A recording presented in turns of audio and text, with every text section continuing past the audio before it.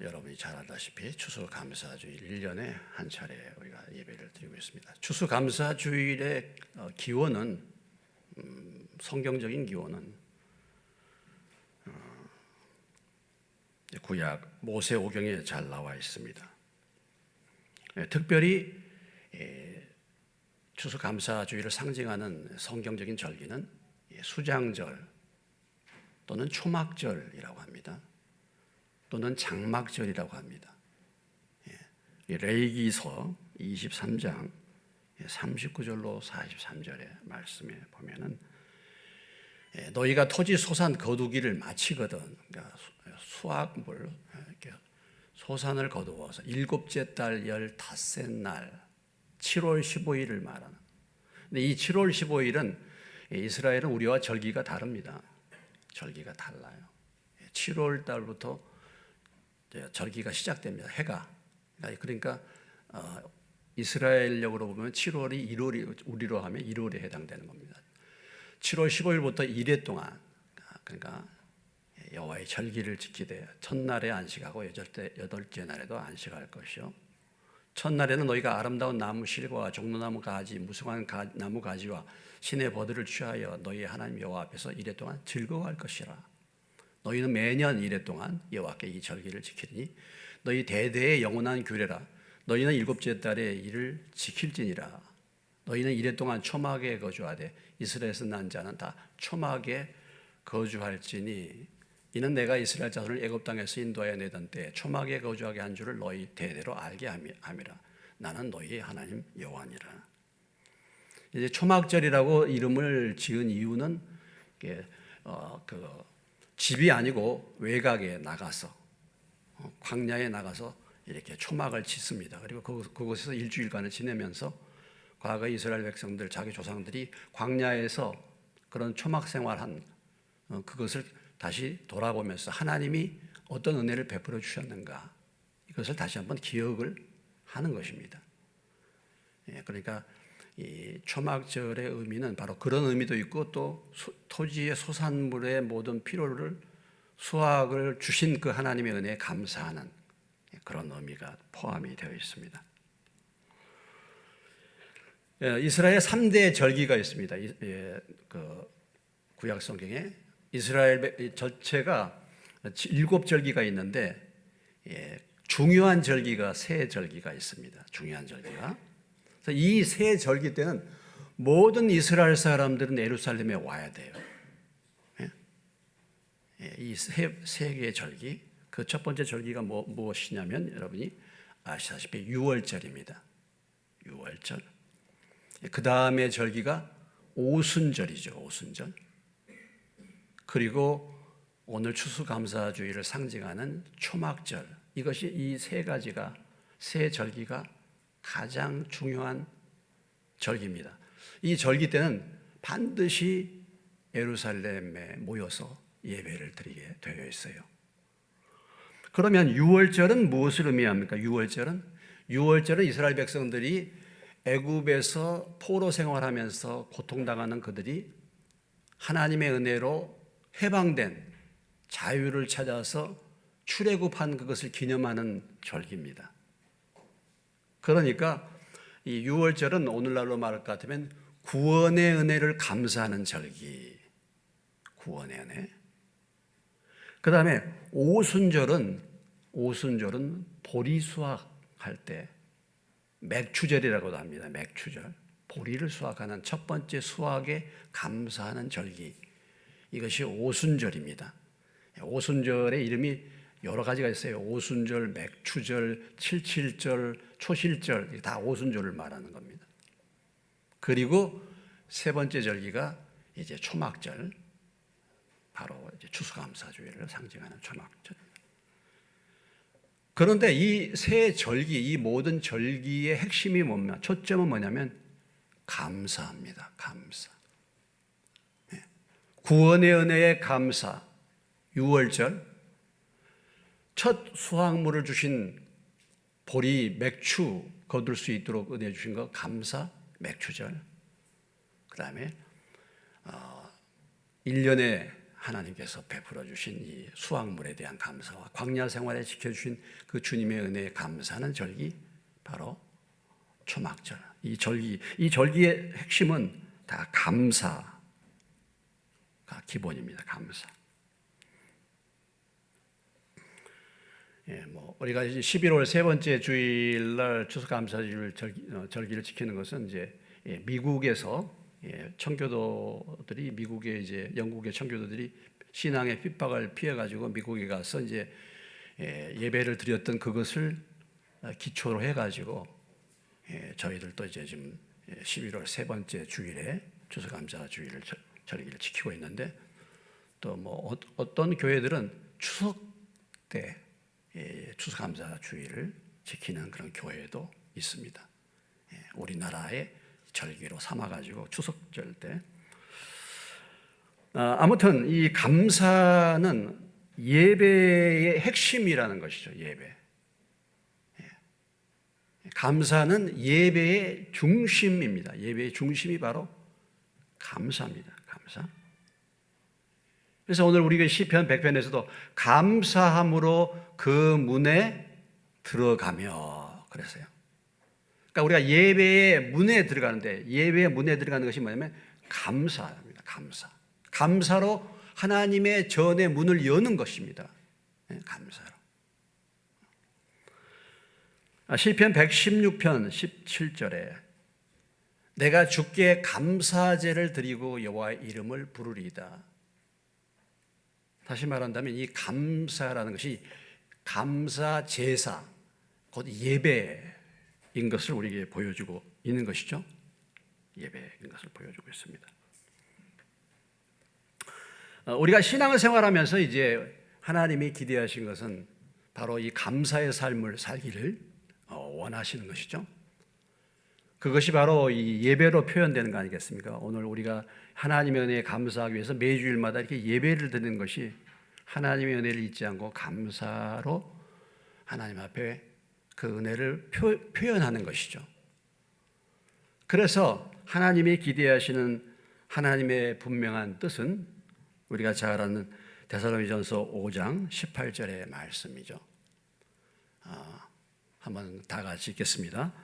범사에 감사하라. 이것이 그리스도 예수 안에서 너희를 향하신 하나님의 뜻이다. 하나님의 뜻, 확실한 하나님의 뜻. 그것은 뭐냐면 범사에 감사하는 것입니다. 범사에. 그래서 오늘 우리가 추수감사주일 예배를 드리면서 하나님의 뜻, 하나님이 정말 원하시는 것, 범사에 감사하는 그런 삶의 열매를 맺을 수 있는 저와 여러분이 되시기를 주의 이름으로 축원합니다. 범사에 감사하는 거죠. 우리가 이제 감사할 때 감사의 조건들이 있지 않습니까? 감사에 뭐 조건이 있어야지 감사를 하죠. 감사의 조건. 흔히 우리가 감사할 때 눈에 보이는 거 감사하지 않습니까? 눈에 보이는 거 감사해요. 그렇죠. 눈에 보이는 거. 그래서 우리가 음식을 주실 때 감사하고 감사 기도하고 음식을 먹지 않습니까? 음식을 먹을 때 우리가 눈에 보여주는 그런 일용할 양식을 주심에 감사, 뭐 눈에 보이는 건강 주신 거 감사, 여러 가지 감사할 눈에 보이는 건강과 생명과 또 우리의 필요한 모든 필요를 채워주신 것, 이런 부분에 대해서 우리가 감사할 수가 있습니다. 그런데 실제적으로 신앙의 눈, 하나님을 알게 되고 믿음의 눈이 열리면요, 감사할 게 정말 너무 많은 거예요. 감사할 게 너무 많은 것이에요. 그래서 이런 눈에 보이는 것에 대해서 우리가 그렇잖아요. 우리가 뭐 눈에 보이는 것에 감사하죠. 물론 그 감사가 중요하죠. 우리 어떤 자매가 이렇게 어려움을 당해가지고 식사를 못하다가 나중에 이제 건강이 회복돼서 마음껏 먹으면서 야, 이렇게 마음껏 먹는 것이 얼마나 감사한가. 또 질병 가운데 있다가 건강이 회복되면 얼마나 감사한가. 이렇게 이제 하지만은 사실은 우리가 하나님을 알게 되고 영적인 세계가 열리게 되면은 이제는 감사의 차원이 이제 눈에 보이는 것이 아니라 눈에 보이지 않는 그런 영역으로 바꾸어지게 됩니다. 그래서 에베소 1장 3절 이하의 14절의 말씀에 믿는 사람들에게서 주신 영적인 놀라운 축복에 대해서, 영적인 놀라운 복에 대해서 이제 그런 눈이 열리지 않습니까? 하나님이 나를 선택해 주신 복, 그렇죠? 하나님이 나를 선택해 주셨어요. 결코 나는 하나님을 믿을 사람이 아니에요. 하나님을 믿고 싶은 마음도 없었어요. 무지하고 무관심했습니다. 그런데 하나님이 나를 불러주신 거예요. 나를 택해 주신 거예요. 이게 참 놀라운 감사하다. 그런 게 나오죠. 또 예수님이 나의 죄를 위해서 십자가에 죽으시고 나의 죄값을 대신 지불하시고 나를 구원해 주신 은혜, 그것을 깨닫도록 성령님을 보내주시고 나의 삶을 인도하시고 붙들어 주신, 보증해 주시고 확증해 주신 성령님의 은혜, 그에 많은 감사할 내용들이 있습니다. 돌아보면요,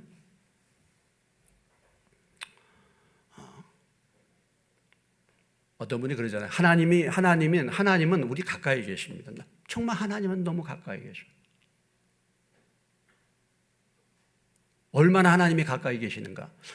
하나님이 보이지 않고 참 하나님 믿기 어려워요. 하나님 좀 보이면 좀 믿을 텐데.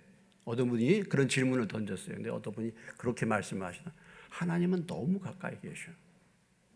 하나님은 오늘 나의 호흡 가운데 계십니다. 나의 숨 가운데, 숨결 가운데. 하나님이 지금 내 호흡을 붙들어 주시고 있기 때문에 내가 살고 있는 거 아니에요?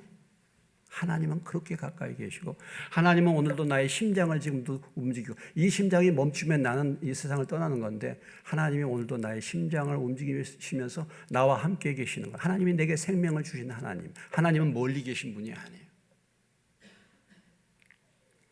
그래서 그런 눈들이 열려지면요, 감사할 일도 사실 너무 많습니다. 그렇지 않습니까? 여러분, 이 코로나 이 마스크 쓰고 다니면서 이 2년을 지내면서 여러분,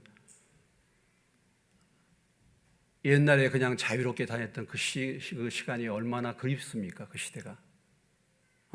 그런데 그런 시대에 정말 그냥 자유롭게 다니는 이것에 대해서 얼마나 내가 감사해 본 적 있으십니까? 오늘 내가 이게 하루 이렇게 움직이고 있는 것, 이것이 정말 순간을 놓쳐서는 안 될 감사의 내용이 아니겠습니까? 이거 순간을 놓쳐서는 안 돼. 병원에 계시고 뭐 아프신 분들 보면은 참 오늘 내가 이렇게 움직이고 걷고 내가 밥을 먹고 소화하고 배설을 하고 어느 분은 소변을 마음껏 이렇게 누릴 수 있는 것은 너무 감사가 된다고. 너무 소변 보시면서 정말 감사하다 이렇게 그렇게 느껴보신 분 계십니까? 그렇죠.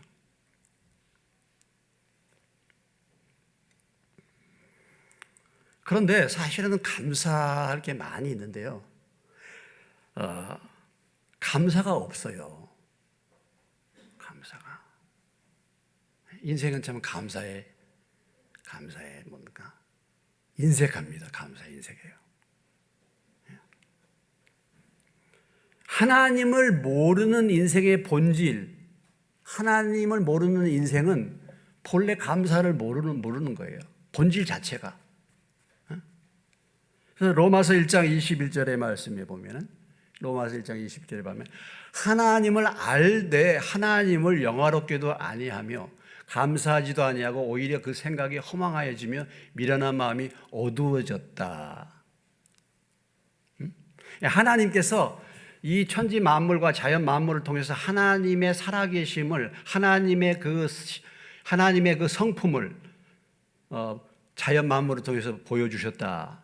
그 앞에 18절 이후에 그 말씀이 나오거든요. 그래서 하나님을 알지 못한 이 세상 사람들이 하나님을 발견할 수 있는 첫 번째 통로는 뭐냐면 자연 만물이에요. 천지 만물이에요. 그러니까 만물을 보면 하나님이 계심을 알 수가 있어요. 만물을 보면 하나님을 알 수 있잖아요, 여러분. 우연히 생겨난 것이 없죠. 어떻게 이렇게 우연히 생겨날 수가 있습니까? 여러분, 이 우주에 얼마나 많은 행성이 있습니까? 우주의 별들이 얼마나 많은 그 별들이 있는데, 그 별들이 다 그 질서를 유지하면서, 거리를 유지하면서 그 많은 그 우주계의 별들이 서로 충돌하지 않고 그 간격을 유지하면서 움직인다는 것이, 그것이 과연 저절로 그것이 가능할까? 그 시스템이 움직이는 게 저절로 가능할 것인가? 우리가 오늘 이렇게 보면은 이제 차를 타고 가다 보면은 이게 파란불이 켜지고 빨간불이 켜지고, 그것이 이제 연결되어서 저쪽에도 또 파란불이 켜져야지 잘 통과하도록 그렇게 다 이제 하잖아요. 뭐 인공지능을 한다든지 그렇게 해가지고 움직이고 있지 않습니까? 다. 그런데 이 광대한 우주 은하계에 그것을 움직이는데 그게 저절로 움직여지는가? 예. 그러고 보면 하나님, 창조주 하나님을 발견할 수가 있는 거죠. 자연 만물을 가만히 바라보면 그렇습니다. 예. 그래서 이렇게 만물을 보면 하나님이 우리에게 눈을 만드신 하나님이 보시는 분이기 때문에 눈을 만들어 줬다고 성경에 나오잖아요. 하나님은 보시는 하나님. 어떻게 알 수 있어요? 하나님이 만든 피조물이 눈이 있기 때문에. 하나님은 또 뭐예요? 들으시는 하나님. 들으시는 하나님. 또 하나님은 듣고 보고 말은 적게 하라고 하신 하나님이에요. 말하는 것을 줄이고 듣고 보는 것부터 먼저 2배로 해라는 것입니다. 이것이 눈이 2개고 귀가 2개고 입이 하나인 이유예요. 그런 것을 가만히 보면요, 하나님의 메시지를 들을 수 있어요. 눈이 2개고 귀가 2개인 것은 말하기 이전에 먼저 정확하게 잘 듣고 잘 보고 그런 다음에 말해라는 것이, 말부터 하지 말고 잘 들으라는 것.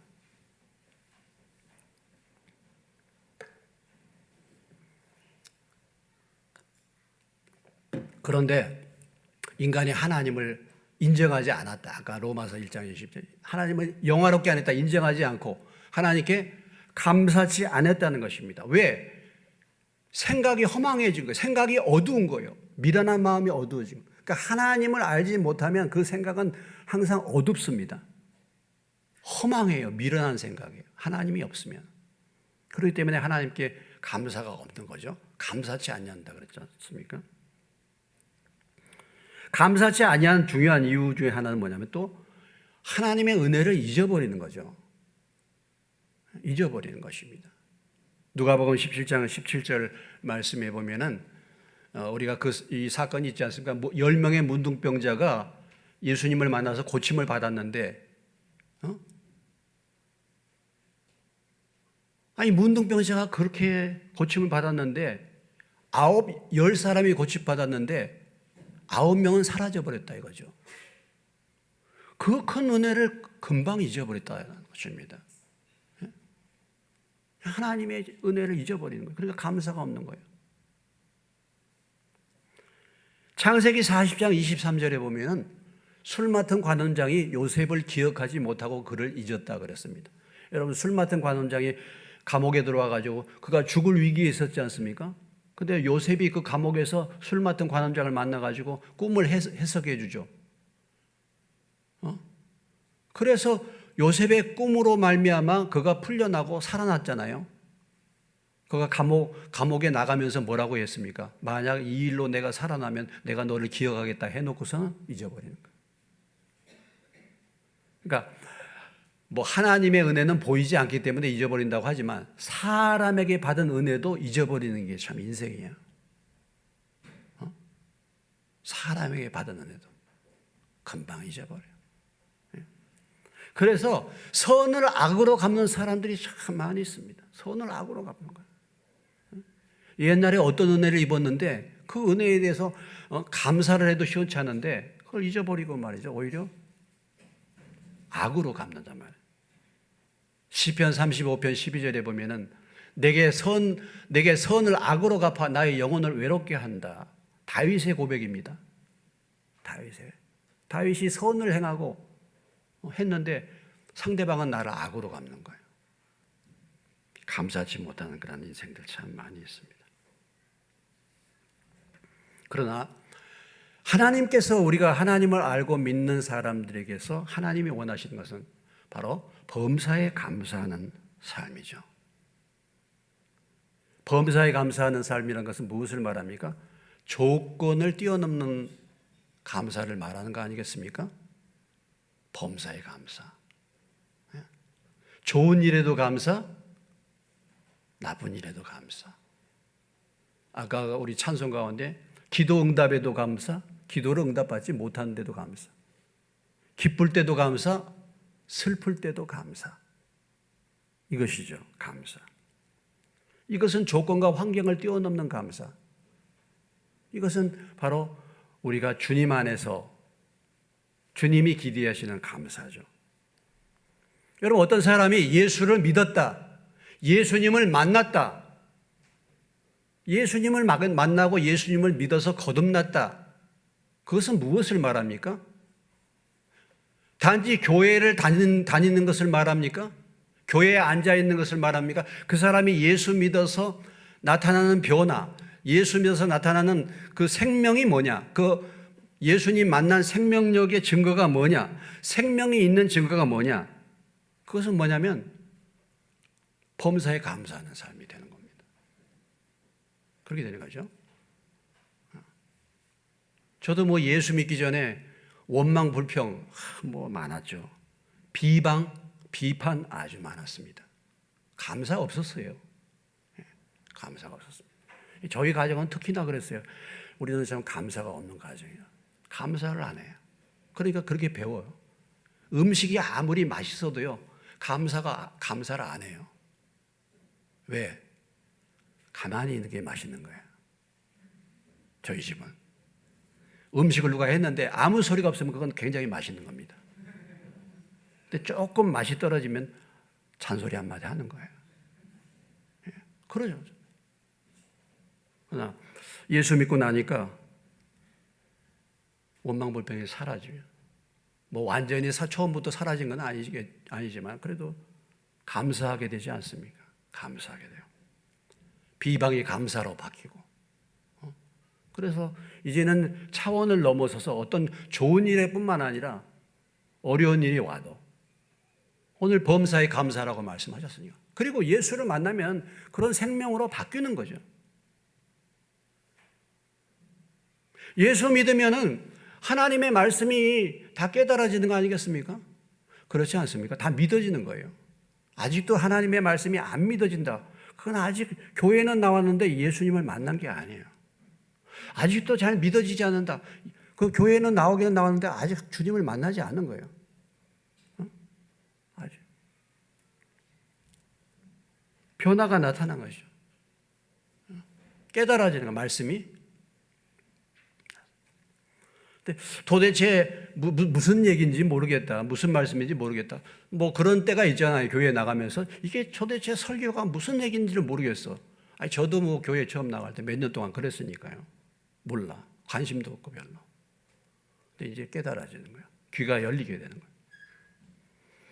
80대 먹은 할머니가 이렇게 집에 들어오는데 뒤에서 가치가 처녀 가치가 막 이런 소리가 들리는 거예요. 내가 80대가 넘었지만 그래도 내 뒷모습은 아직도 처녀 같은 모양이구나. 그렇지, 내가 젊었을 때는 내가 몸매가 괜찮았지. 그래가지고 기분은 좋은 거예요. 그래서 집에 들어와가지고 손녀한테 그럽니다. 야, 내가 오는데 뒤에서 누가 어떤 아저씨, 어떤 남자가 나보고 가치가 처녀, 막 그랬다는 거야. 손녀가 믿겠어요? 할머니 잘못 들었겠지. 처녀 가치가 막 그러면 처녀 같이 하자고. 야, 그래도 내가 이렇게 나이 들었지만 그래도 내가 옛날에는 그래도 괜찮았어. 내가 돌아보려다가 그 사람이 실망할까 봐서 안 돌아봤다.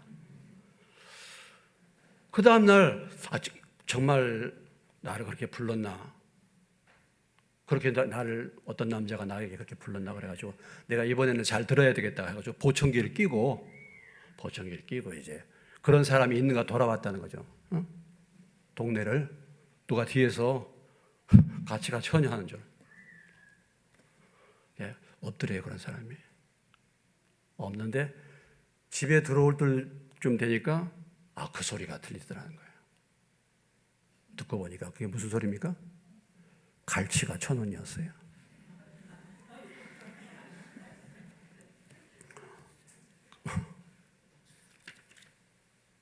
듣기도 듣는데 잘못 들은 거야. 안 들리는 거예요. 근데 예수님을 만나가지고 예수님을 만나게 되면 말씀이 들리는 거예요. 말씀이 무슨 의미인지 들리는 거예요. 천국이 있고 지옥이 있다는 것이 들리는 겁니다. 내가 예수님을 확실하게 만났는지 믿었는지 이런 것들이 이제 점점 내 마음을, 내가 정말 주님을 믿으면 말씀이 들리고 깨달아지고 말씀대로 살려고자 하죠. 근데 아직도 그런 것이 없다. 그럼 아직 만나지 못한 거죠. 만나지 못한 겁니다. 어떤 목사님이 전도를 했는데 예수 믿었어. 예수 믿었는데 얼마 뒤에 그분이 전화를 하면서 목사님 꼭 저 좀 만나자고 말이죠. 그래 저녁에 목사님 만나기를 약속했는데 술을 잔뜩 먹고 왔더래요. 그러면서 하는 말이 왜 나에게 전도해 줬냐고. 내가 전도를 받아갖고 예수 믿하고 이렇게 내가 고통스럽다고 말이죠. 술 잔뜩 먹고 와가지고 그랬다는 거예요. 왜 나에게 전도해 줬냐고. 그래서 이렇게 나를 괴롭게 만드냐고. 그렇게 했답니다.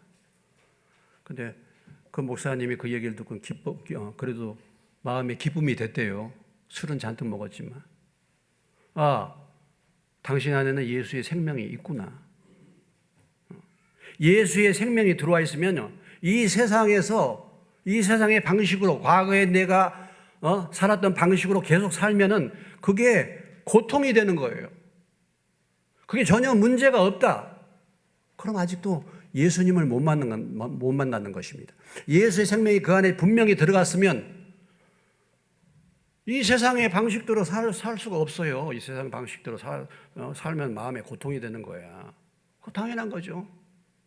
그러니까 그게 고통스러운 거예요. 왜냐하면 예수님의 생명은 이렇게 살아라고 하는데 자기는 그렇게 살지 못하고 그렇게 지금까지 그런 방식으로 살아왔는데 이게 나아주지를 않네.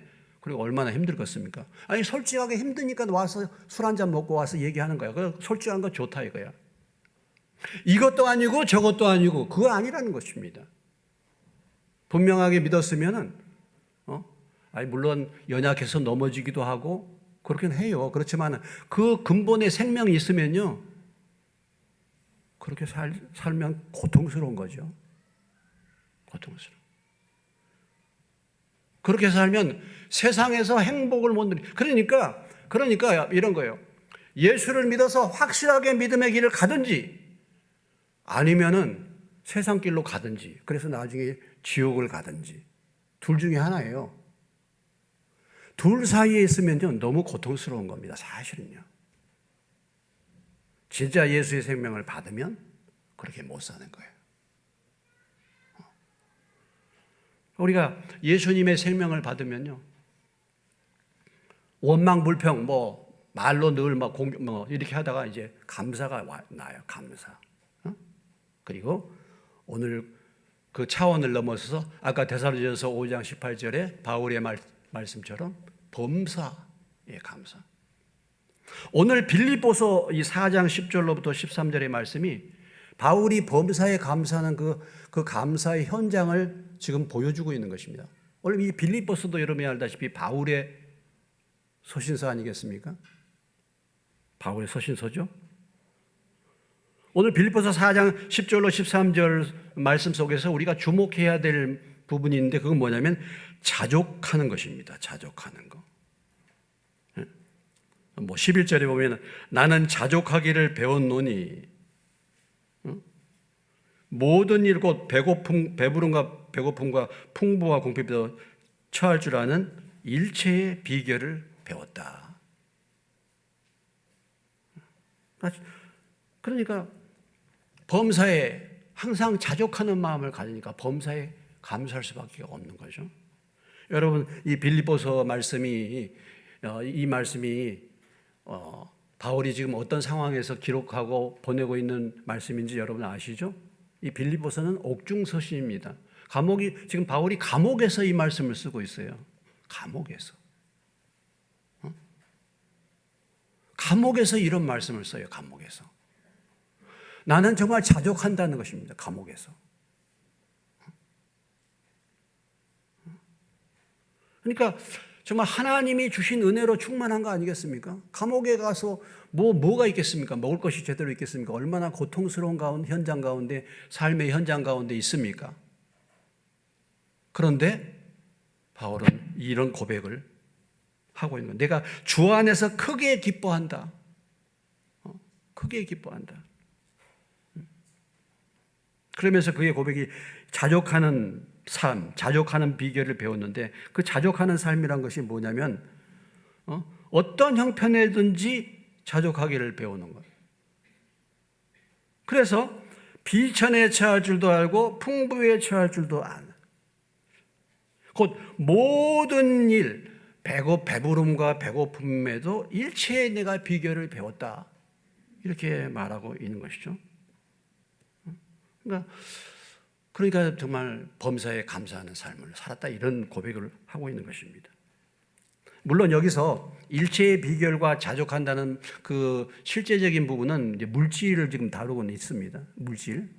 예. 그래서 이제 바울이 바울이 감옥에 있는데, 로마 감옥에 빌립보 성도들이 지금 물질을 보내왔단 말이죠. 예. 근데 거기에 대한 지금 감사의 고백을 지금 편지를 쓰고 있는 것입니다. 그런데 지금 내가 너무 감옥에 있기 때문에 너무 힘들고 어려우니까 좀 더 보내달라, 이런 게 아니잖아요. 여러분들이 보내줬지만 나는 정말 어떤 형편에 있든지 나는 자족하는 마음을 갖고 있다고. 나는 기뻐한다고. 그렇게 보내준 것이 다른 것에 기뻐하는 것이 아니라, 물질을 보내준 것이 아니라 그 마음이 너무 감사하다 이거예요. 마음이. 더 보내달라 그런 게 아니고. 여러분, 우리가 살고 있는 이 사회를 자본주의 사회 아닙니까? 자본주의 사회. 자본주의 사회란 게 뭡니까? 자본주의 사회에서 미덕이 뭡니까? 많이 가지는 거예요. 남들보다 더 많이 벌고 남들보다 더 많이 갖는 것입니다. 이것이 미덕이에요. 이것이 그래야 행복한 거예요. 부자 되고 성공하는 것이 이 사회에서 인정받고 이 사회에서 추구하는 겁니다.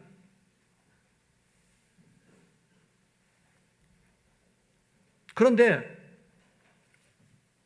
바울은 그 감옥에서도 지금 이런 고백을 하고 있지 않습니까?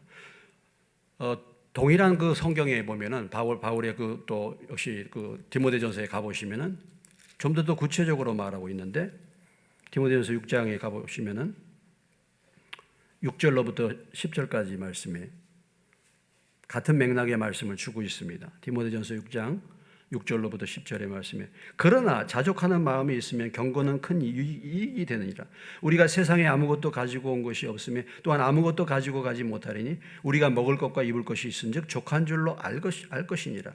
부하려 하는 자들은 시험과 올무와 여러 가지 어리석고 해로운 욕심에 떨어지나니 곧 사람으로 파멸과 멸망에 빠지게 하는 것이라. 돈을 사랑함이 일만하게 뿌리가 되나니 이것을 탐내는 자들은 미혹을 받아 믿음에서 떠나 많은 근심으로써 자기를 찔렀도다. 먹을 것과 입을 것이 있으면 감사.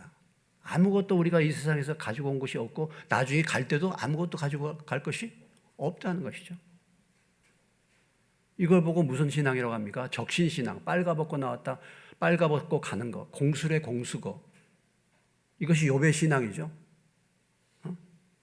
욥이 그 큰 부자인 욥이 하루아침에 다 망하고 자녀들이 다 죽었음에도 불구하고 욥이 그렇게 고백하고 있지 않습니까? 내가 아무것도 없는 사람이었는데 그래도 감사. 아무것도. 부활해 하는 자들은 부활해 하는 자들은 돈을 사랑한 자는 일만하게 뿌리가 된다. 돈을 사랑함이. 여러분 오늘 우리 시대의 관심이 뭡니까? 부활하는 거 아니겠습니까, 여러분? 남들보다 더 많이 가져야 행복해. 부하려고 하는 거예요. 아유, 전 부자 되는 거 아니고 지금 있는 것보다 조금만 더 가졌으면 좋겠어요. 그렇지 않습니까? 조금만 더 벌었으면 좋겠어요. 지금 있는 것으로는 만족이 안 돼. 내가 큰 부자 되는 것이 아니고 지금 있는 것보다 조금만 더 좀 벌었으면 좋겠어요. 지금의 남편이 수입이 조금 더 많아졌으면 좋겠고 그 수입으로는 안 돼. 그래서 내가 조금만 더 가졌으면 좋겠어요. 그래서 돈이 신이 되는 겁니다. 그래서 돈 버는데 관심과 시간을 사용하게 되는 거예요. 그래서 자녀들을 살피는 거라든지 그래서 하나님을 섬기는 이런 것보다도 사람보다 주님보다 돈이 우선시 되는 것입니다. 이게 뭐냐면 자족하는 마음이 없는 거예요. 그래서 범사에 감사가 안 되는 것입니다. 왜 부족한 거예요? 늘 더 갖고 싶은 거예요. 여러분 자족하는 것이 무엇입니까? 지금 있는 것으로 만족하는 거예요. 할렐루야. 지금 있는 것으로 만족하시기를 주의 이름으로 축원합니다. 지금 내가 숨쉬고 있는 것, 지금 내가 가진 것으로 만족하는 것. 아니 지금 뭐 있는 것이 다 없어진다 할지라도 예수님만으로 만족하는 것입니다. 할렐루야. 내 인생에 예수님을 만났으면 나는 모든 것을 다 모든 것을 예수님을 가진 자, 예수님을 만났기 때문에 나는 모든 것을 가진 자입니다. 할렐루야. 그래서 예수님을 만나서 내가 길이요 진리요 생명 되신 예수님, 모든 만물의 부요를 다 가지고 계신 주권자가 되시는 그 주님을 내가 만났는데 주님을 만난 것이 다 나의 모든 것을 다 갖고 있지 않습니까? 이것이에요. 그래서 비천에 처하는 것입니다. 비천에 처한다는 건 뭐예요? 내가 가난해가지고 당하는 불편, 멸시, 수모, 업신여김 이런 거 그런 것을 당하는데도 불평하지 않는 것입니다. 억울해하지 않는 것입니다. 낙심하지 않는 것입니다. 신세한탄하지 않는 것입니다. 그냥 수치와 모욕을 견디는 거예요. 먹을 것과 입을 것이 있은 것에 감사하는 삶입니다. 먹을 거가 있습니다. 그런 말 하잖아요. 지금 그래도 우리 현재의 수준의 삶은 조선시대에 가면 거부의 삶을 사는 거라고. 지금 우리의 수준이. 지금 여러분들의 수준이요. 60년대에 가면 60년대 수준에 비하면 정말 재벌급 삶을 사는 거예요. 여러분 60년대에 뭐 이런 뭐 양변기가 있었습니까? 자동차가 있었습니까? 그런데도 우리는 만족하지 못하잖아요. 풍부에 처하는 건 뭡니까? 풍부에 처하는 거. 성공하고 다른 사람보다 돈을 많이 벌었어. 그래서 성공했어요. 그러니까 다른 사람보다 내가 나을 수 있다고 생각하잖아요. 그럴 수 있죠. 그래서 물질이나 세상의 성공이 나의 신분과 나의 지위를 나타내 주는 것이기 때문에 내가 이것으로 볼 때 남보다 나는 항상 우월한 사람이야. 그래서 못한 사람을 업신여길 수 있죠, 우리가. 그러나 하나님이 가장 싫어하는 것이 뭡니까? 돈을 하나님 자리로 올리고 돈을 의지하는 사람 아니겠습니까?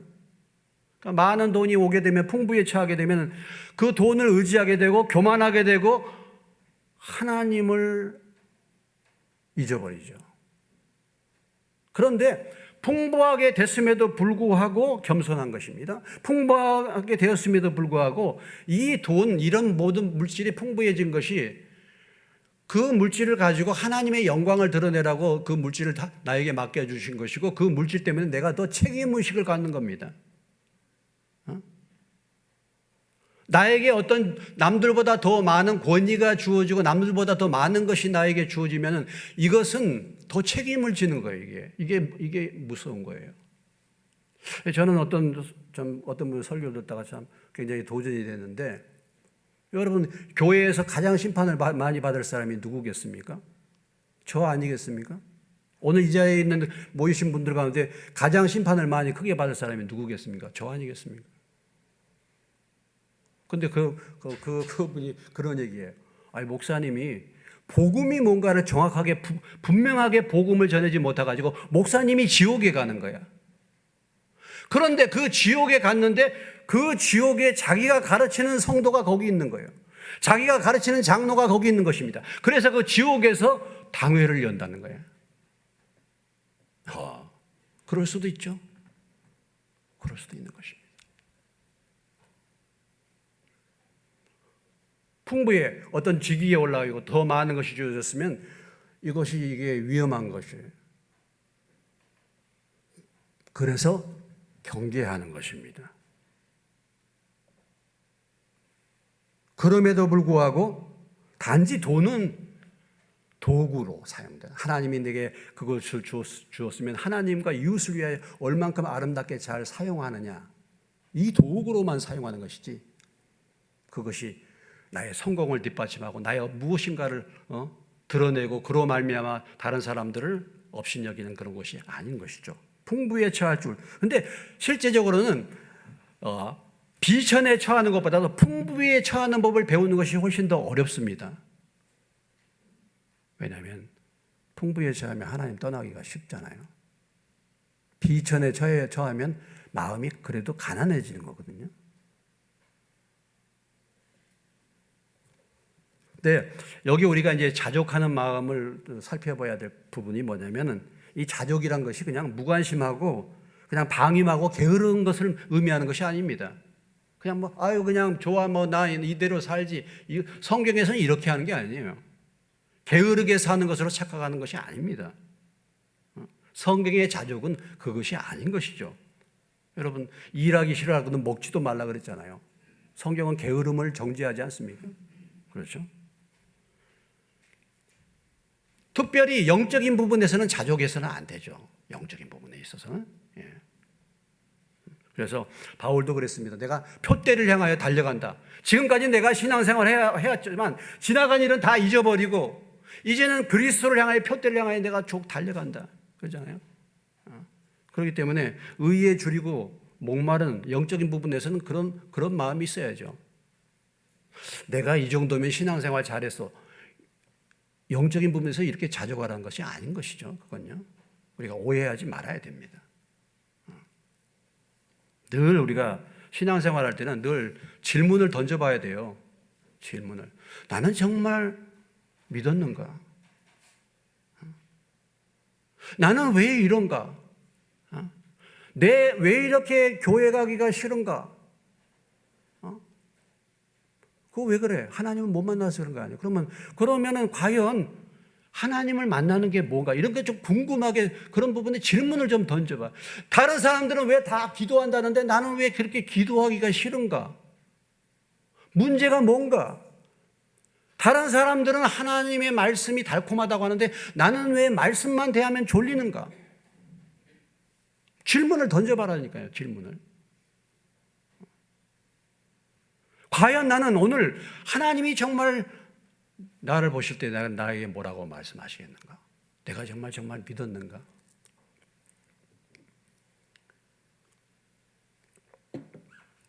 믿음에는 4가지가 있습니다. 4가지.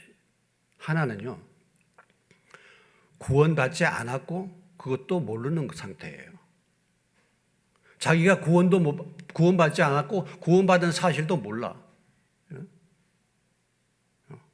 두 번째는 구원 안 받았는데 구원 받았다고 확신하는 겁니다. 구원 안 받았는데 자기가 구원 받았다고 확신하는 거예요. 하나님은 그렇게 생각하지 않는데. 또 하나는 구원 받았는데 내가 확신하지 못하는 경우도 있어요. 또 하나는 구원을 받았고 구원을 확신하는 거예요. 근데 하나님이 사실 그걸 인정해 주는 거예요. 그러니까 제일 좋은 것은 내가 구원받았고 확신도 하고 있는데 하나님이 나를 그걸 인정해 주는 사람이죠. 근데 제일 비극적인 사람이 무엇입니까? 구원 안 받고 구원 모르는 사람입니까? 아니에요. 구원을 받지 못했는데 본인이 생각하기를 구원 받았다고 하는 거예요. 하나님은 그게 아닌데 본인이 생각할 때는 믿었다고 하는 것입니다. 이건 비극입니다, 여러분. 어떻습니까? 이런 걸 질문을 던져봐야 돼. 질문. 그냥 가만히 나는 뭐 이렇게 신앙생활 이렇게 하니까 나는 나중에 하나님 나라에 가겠지? 아닌 것입니다. 여러분 그냥 교회에 와서 그냥 왔다 갔다 하지 마시고 그런 걸 한번 점검을 해봐요. 질문을 던져봐요. 과연 그럴까? 그렇게 할 때 영적으로 새로워질 수가 있습니다. 진보가 나타날 수 있어요. 오늘 바울은 자족하는 마음, 그 마음으로 어떤 형편에서도 자족할 수 있고 먹을 것과 입을 것이 있으니 감사하고 이런 삶을 살았다고 고백하고 있지 않습니까? 그런데 바울이 이 자족하는 삶이 그냥 이루어진 것은 아니었다라는 거죠. 무엇입니까? 여기 보면 배웠다 그랬어요. 배웠다고.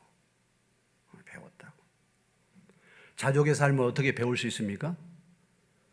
결국 연단을 통해서 배운 거예요. 고난을 통해서 배우는 것입니다.